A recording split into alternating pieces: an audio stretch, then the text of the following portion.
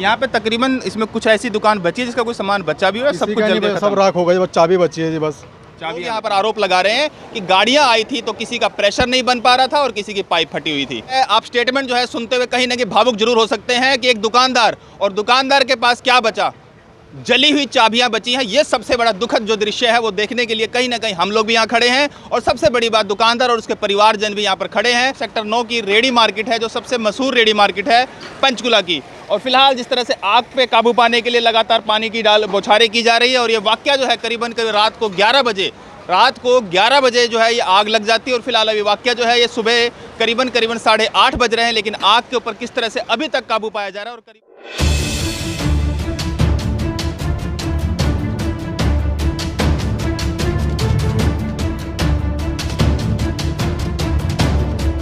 दुकानदारों की ये डिमांड है कि हमारी जो दुकानें जल चुकी है उसके सामने आप हल्की हल्की बैरिकेडिंग करा दीजिए, पुलिस फोर्स दीजिए। कितनी गाड़ियाँ सर यहाँ पे फिलहाल? उसकी 2 गाड़ी खड़ी।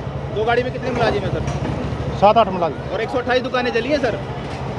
और बुलाते हैं पुलिस वालों को। रात से 8 घंटे हो गए इस बात को हुए। रात की पुलिस यहीं पे खड़ी है, अफसर आ लिए, सारे आ लिए। ये बताओ जी, ये पब्लिक यहाँ वीडियो बना रही, कोई हादसा होगा तो कौन जिम्मेदार? और रात भी अफसर आए हैं सारे यहाँ पर है अभी और बुलाते हैं। हाँ बुलाइए।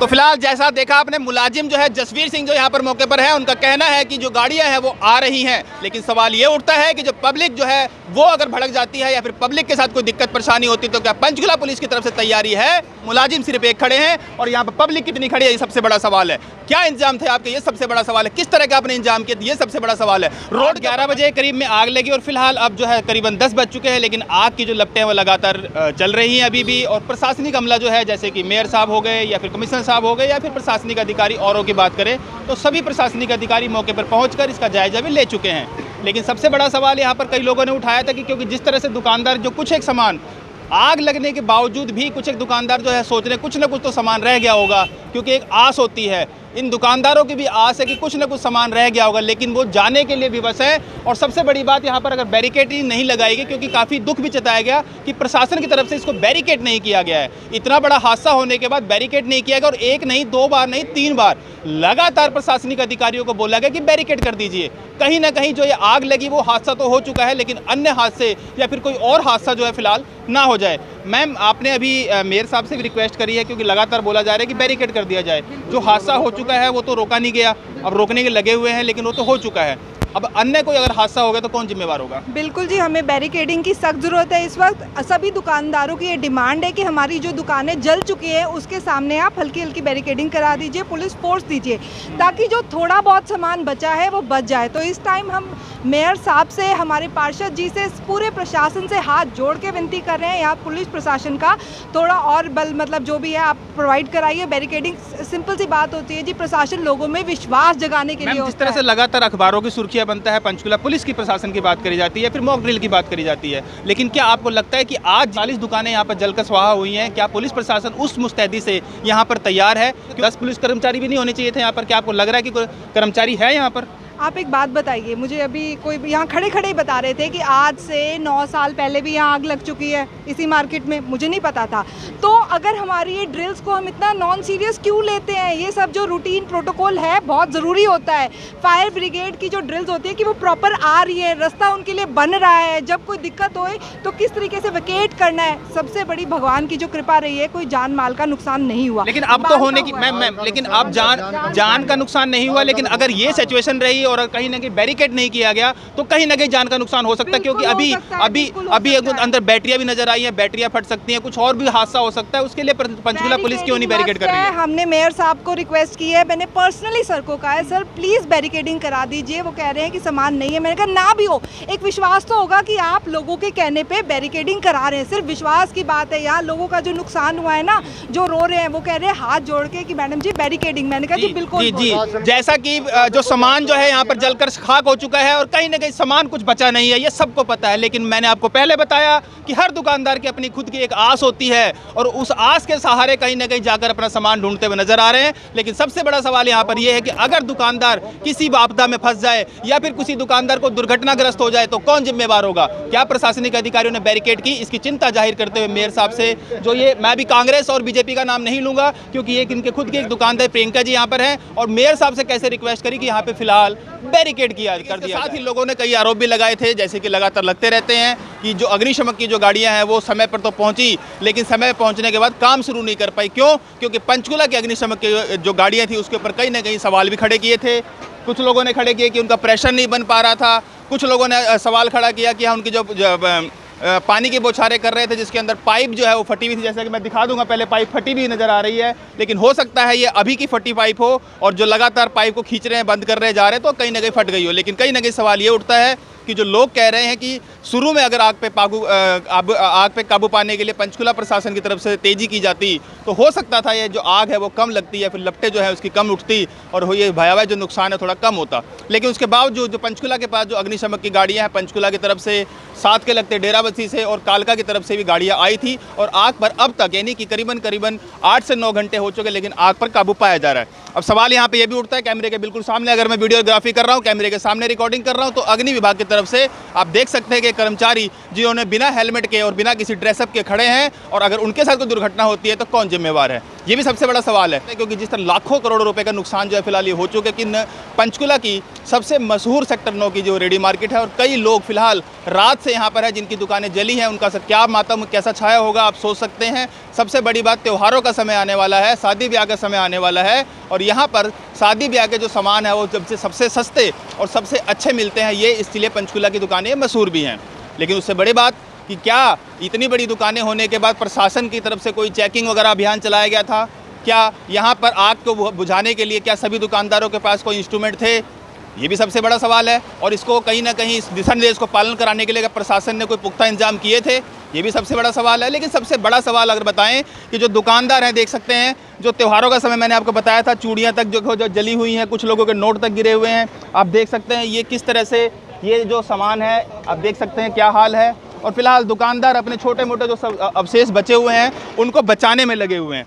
लेकिन अब सवाल यहाँ ये उठता है कि जो रात के टाइम ये आग लगी थी, तो ये आग लगने के कारणों का फिलहाल तो पता नहीं चल पा रहा, लेकिन जो कुछ लोग जानकार जो लोग हैं बता रहे हैं कि आग जो है वो शॉर्ट सर्किट से लगी थी।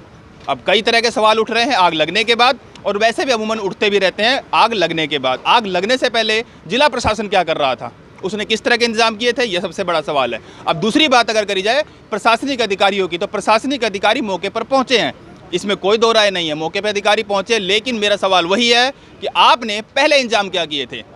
साथ ही कुछ दुकानदार भी हैं, उनसे जानने की कोशिश करेंगे। ये भाई साहब सबसे एक सर क्या क्या दिक्कत बता रहे हो? जिस तरह आप आ रहे, आपने बताया कि विभाग की तरफ से गाड़ियाँ आई थी तब देरी हुई थी, क्या कुछ हुआ था? देरी हुई थी, इसमें प्रेशर नहीं था, पानी भी कम थे और पाइप फटे हुए थे जिसमें, और जो नोबल होते प्रेशर वाले बार बार निकल जा रहे थे, उससे प्रेशर नहीं बन रहा था।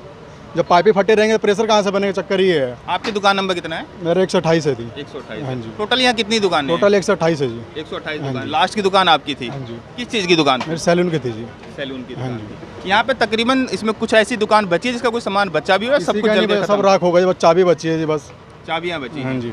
तो ये आप जो वाकया है, आप स्टेटमेंट जो है सुनते हुए कहीं ना कहीं भावुक जरूर हो सकते हैं कि एक दुकानदार, और दुकानदार के पास क्या बचा? जली हुई चाबियां बची हैं। ये सबसे बड़ा दुखद जो दृश्य है वो देखने के लिए कहीं ना कहीं हम लोग भी यहाँ खड़े हैं, और सबसे बड़ी बात दुकानदार और उसके परिवारजन भी यहाँ पर खड़े हैं और इस मातम भरे दृश्य को देखने को मजबूर हैं। मजबूर इसलिए क्योंकि आग के ऊपर जो कहीं ना कहीं काबू पाने के लिए प्रशासन की तरफ से जो है फिलहाल अभी लगे नजर जरूर आ रहे हैं। मैंने आपको फिर बोला कि प्रशासनिक अधिकारी के बड़ा अमला जो है साइड में खड़ा भी है और प्रशासन यहाँ पर गाड़ियाँ लेकर खड़ा भी है। लेकिन सवाल यहाँ ये उठता है कि जिस तरह लोग यहाँ पर आरोप लगा रहे हैं कि गाड़ियाँ आई थी तो किसी का प्रेशर नहीं बन पा रहा था और किसी की पाइप फटी हुई थी। आग ने काफ़ी नुकसान किया लोगों का, और इसके कारणों की जाँच भी प्रशासन द्वारा की जाएगी। उसके बाद जो भी निर्णय होगा वो आपको बताया। अब पब्लिक की तरफ से एक आरोप है कि फायर की जो गाड़ियां थी आई हैं यहाँ पे पहुंची, उनके प्रॉपर इंतजाम नहीं थे, पाइप फटे हुए थे, प्रेशर पूरा नहीं था, जिसकी वजह से आग ज़्यादा भड़क गई। उसके बारे में अगर ऐसी सामने कुछ चीज़ें आई हैं तो उस पर निश्चित तौर पे अपना कोई भी कोताही अगर होगी तो उसका निर्णय लेंगे। उसमें और कोई पुलिस के भी इंतजाम आप यहाँ पे देख रहे हैं कि पुलिस के हिसाब से अगर देखा है तो पुलिस की बैरिकेडिंग जिस तरीके से होनी चाहिए वो नहीं है, क्योंकि पब्लिक यहाँ पे है। भड़क जाती है तो मौजूद क्या है। होगा? वो देखो, प्रशासन पूरी रात से लगा हुआ है और इस तरह की घटनाओं में परेशानी तो बहुत ज़्यादा हो जाती है, लेकिन जितना प्रशासन कर सकता है उसने किया भी है। लेकिन आग आपको पता ही है कि भी बहुत भयंकर आग थी और सामान भी ऐसा था जिसमें बहुत जल्दी आग लग जाती है, तो वो सारी चीज़ें आप लोगों के सामने हैं। सर, स्थानीय दुकानदार हैं, आग लगने के ऊपर तो काबू पाया जा रहा है, प्रशासन काबू पा भी, लेकिन उसके बाद के जो इंतजाम है इनको बचाने के लिए फिर इनको और क्या इंतजाम प्रशासन की तरफ किया जाए वो मांग की जा रही है सर। वो सरकार से इस बारे में बात करेंगे, जो भी सरकार निर्णय लेगी वो अपना। और सर, क्या इससे पहले जो दुकानें आग लगी, सर क्या इससे पहले कभी इंस्ट्रूमेंट चेक किए गए थे या फिर यहाँ पे आग के जो निकलने के लिए की कोई व्यवस्था है यहाँ पे आग से बचने के लिए, क्या वो चेक किए गए थे सर पहले कभी? इसके बारे में तो, क्योंकि ये मार्केट हुडा की थी तो, और इसमें आपको देख ही रहे हैं कि टेम्परेरी स्ट्रक्चर हैं और उसमें एरिया भी बहुत कम रहता है आने जाने का, तो वो सारी चीज़ें आप लोगों के सामने हैं। और इतने सालों से ये दुकानें चली रही थी, तो कोई ना कोई ऐसी चीज़ हुई है, कोई शॉर्ट सर्किट हुआ होगा, कुछ ऐसा होगा, तो वो देखेंगे उसका जो भी जांच में जो भी चीज़ें सामने हैं। सर, मौके पे आप पहुँचे हैं, आज जो रेडी मार्केट में आग लगी है रात को आप देखने पहुँचे हैं, सर क्या कुछ है, किस तरह क्या कुछ देखा आपने और क्या कुछ मदद की उम्मीद जो है दुकान? अभी हमारे ऑफिसर्स ने बताया कि जहाँ पे 148 के करीब दुकानें थी, उनमें से 3 को छोड़ के 145 दुकानों में काफ़ी ज़्यादा नुकसान हुआ है और ये आग करीब 8 घंटे लग गए, अभी भी थोड़ी बहुत सुलग रही है बीच में जिसको बुझाने में। इससे जो भी देखने से लगता है, यही लग रहा है कि पूरी की पूरी रेडी मार्केट के अंदर बहुत ज़्यादा भारी नुकसान हुआ है। हम अपने स्पीकर साहब 2-3 दिन में आने वाले हैं, उनसे बात करके जो भी मुआवजे की बात होगी या कोई भी और आगे इनको हेल्प की ज़रूरत होगी वो सरकार की तरफ से पूरी की जाएगी। और हम सरकार की तरफ से पूरी कोशिश करेंगे कि क्योंकि ये जो रेडी मार्केट थी ये पूरे शहर के अंदर जितनी ज़रूरतें थी वो सारी की सारी पूरी करती थी। उनके लिए हमारी जो सरकार है वो पूरी प्रयासरत रहेगी कि जल्द से जल्द ये रेडी मार्केट खुले। सर, त्योहारी सीजन है, दुकानदार तात्कालिक मदद का भरोसे की उम्मीद लगा के बैठे हुए, क्योंकि कई दुकानदार हैं जिनके आंखों से आंसू नहीं निकल रहे इस समय। हम स्पीकर साहब से आज ही अभी जैसे ही उनका मॉर्निंग होगा तभी बात करके जो भी आदेश होगा उसके हिसाब से कार्रवाई करेंगे। अच्छा, जिस तरह से कुछ लोग जो है दुकानदार जो है, जो कुछ मीडिया ने भी देखा है यहाँ पर कि जो प्रशासनिक अधिकारियों का जो अमला यहाँ पर है, जो प्रशासनिक गाड़ियाँ खड़ी हैं यहाँ पर दमकल विभाग की, वो काफ़ी जो कमियों के साथ यहाँ पर खड़ी है। लोगों ने आरोप लगाया कि अगर समय रहते गाड़ियाँ आई तो सही, लेकिन आधे घंटे बाद प्रेशर का जो उनका कुछ प्रेशर की दिक्कत आई थी, कुछ पाइप फटी हुई थी, तो पंचकुला का दमकल विभाग है सर, उसमें कहीं ना कहीं कमियाँ नजर आई सर। जो भी फायर डिपार्टमेंट की कमी है अगली हाउस मीटिंग के अंदर ले आएंगे, क्योंकि ये पहले फायर डिपार्टमेंट हमारे अंडर होता था, अब अलग से एक डिपार्टमेंट डायरेक्टर फायर सर्विसेज बना हुआ है, उनसे कहेंगे कि जो भी कमी है वो सारी की सारी पूरी की जाए। सर, एक लास्ट सवाल ये बनता है कि जो दुकानदार है यहाँ पर, क्या जिस तरह से फायर रजिस्टर की बात करी जाती है, क्या दुकानदारों के पास वो व्यवस्था भी नहीं थी? क्या निगम व प्रशासन की तरफ से इसके ऊपर ध्यान नहीं दिया गया? नहीं, निगम का इसमें ज़्यादा रोल नहीं था। हाँ, कोई बात नहीं, इसके ऊपर जो भी सारी कार्रवाई होगी जरूर जल्द से जल्द करवाई जाए। Thank you sir.